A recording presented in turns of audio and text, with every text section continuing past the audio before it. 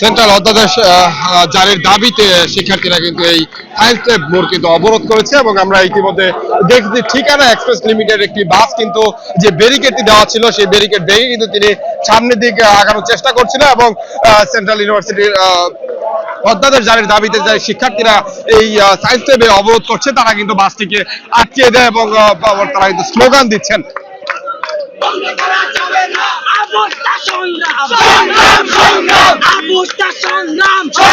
সংগ্রাম